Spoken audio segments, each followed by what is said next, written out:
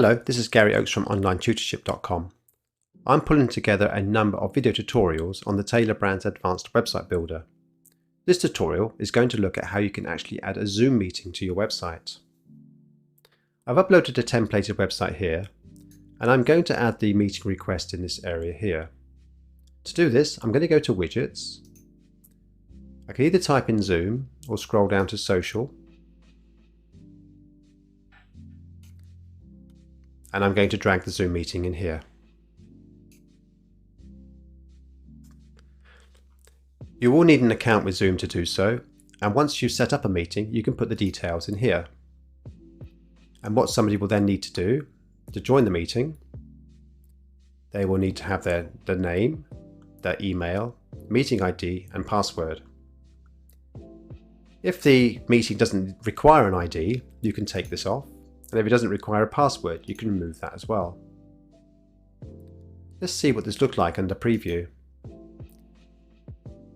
So add the name, the email, and join the meeting. Doesn't look too exciting and looks a bit lost here. So let's add some design to this. Let's have a look at the input. So these are the input labels. These ones here, you can change the font, the size, the color. Let's make it a bit darker. You can make them bold. You can change the alignment. And in terms of the input text here, you can change the font, the size and the color, format and the alignment. You can add an input background. This is grey color at the moment, so you might want it a different color. Let's say it's purple color. We might want to just tone it down a little bit. You can add a border around the input. We might want it just a darker colour. You can add rounded corners. You can also add an image to the button. Not something I do very often, in fact, not at all. But you can see there's an image appearing here. You can have it cover, full, tile, no repeat. You can even keep it static. You can just about see the image there as I scroll. I'm going to delete the image. Stick with colour. In terms of the join button, you can change this as well. You can change the size of it, keep the proportion. You can add a background, change the background colour. You can have a border. You have more design options on hover, so it changes when you hover. At the moment it's transparent. You might want it to go darker on hover.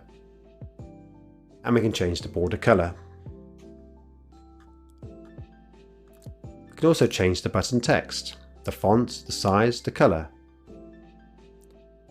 And we can change the hover font colour as well. We'll keep it that colour at the moment. We can change the alignment, have it in the centre. Or to the right. Let's keep it to the left. Frame, we can add a frame around this now. We can have a background colour. Let's give it this colour.